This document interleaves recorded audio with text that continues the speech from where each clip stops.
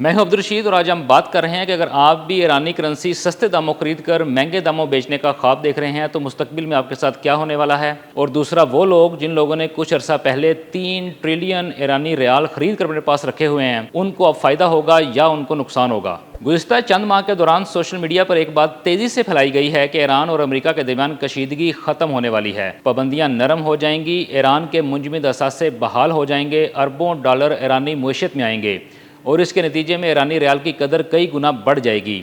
اسی امید پر پاکستان میں بڑی تعداد ایسے لوگوں کی تھی جنہوں نے ایرانی ریال خریدنا شروع کر دیا۔ ایک محتاط اندازے کے مطابق ایران امریکہ حالیہ کشیدگی کے دوران تقریباً 3 ٹریلین ایرانی ریال جو ہیں وہ پاکستانی عوام نے اربوں روپے سے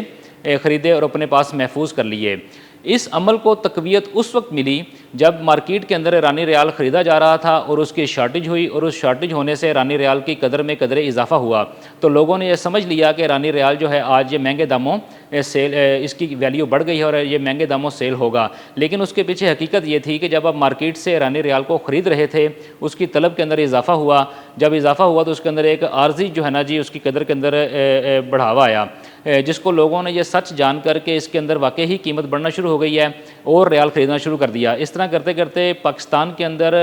اربوں روپے پاکستانی کرنسی سے لوگوں نے تقریباً 3 ٹریلین ایرانی ریال جو ہیں وہ خرید کر اپنے پاس رکھے۔ ایران دنیا کے ان ممالک میں شامل ہے جن کے پاس تیل اور قدرتی گیس کے ذخائر بہت بڑی تعداد میں موجود ہیں، لیکن کئی برسوں سے بین الاقوامی پابندیاں، بینکنگ نظام پر پابندیاں، مہنگائی، سرمایہ کاری میں کمی اور ڈالر کی محدود دستیابی نے اس معیشت کو شدید متاثر کیا ہے۔ آج ایران میں ایک امریکی ڈالر جو ہے خریدنے کے لیے تقریباً 18,15,000 ایرانی ریال درکار ہوتے ہیں۔ موازنہ کریں تو کشیدگی سے پہلے یہی شرح تقریباً 16,23,000 ریال فی ڈالر تھی، جبکہ مئی اور جون میں جب پاکستان میں زیادہ تر افراد ایرانی ریال خرید رہے تھے تو اس وقت تقریباً اس کی شرح جو تھی وہ 17 لاکھ ایرانی ریال ایک ڈالر کے برابر تھے۔ یعنی اگر آج ڈالر خریدنے کے لیے پہلے سے زیادہ ایرانی ریال درکار ہیں تو اس کا مطلب ہے کہ ریال مضبوط نہیں بلکہ مزید کمزور ہوا ہے۔ کسی بھی ملک کی کرنسی اس وقت مضبوط ہوتی ہے جب اس ملک کی برآمدات بڑھتی ہیں، جب اس ملک میں غیر ملکی سرمایہ کاری آتی ہے،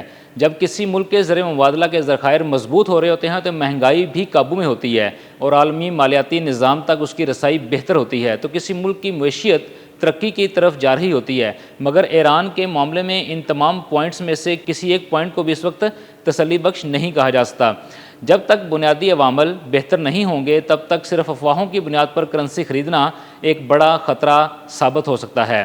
میری رائے میں اگر کسی نے سوشل میڈیا کی پوسٹ دیکھ کر ایرانی ریال خریدا ہے تو اسے دوبارہ جذبات کے بجائے اعداد و شمار اور معاشی حقائق کو دیکھتے ہوئے اب قدم اٹھانا ہے۔ یاد رکھیں، کرنسی میں سرمایہ کاری دنیا کی سب سے خطرناک سرمایہ کاری میں شمار ہوتی ہے۔ یہاں منافع بھی ہوتا ہے اور نقصان بھی اتنی ہی تیزی سے ہوتا ہے۔